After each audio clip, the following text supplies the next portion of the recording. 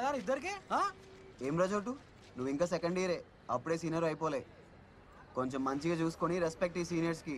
అరే ఇప్పుడు కాలేజ్ నుంచి పాస్ అవుట్ అయిపోయిన వాళ్ళు ఉంటారు కదా, వాళ్ళు కూడా మనకు సీనియర్ సారా?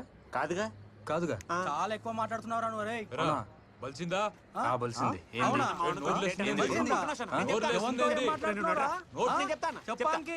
నోరు అదుపులో పెట్టుకుని మాట్లాడు.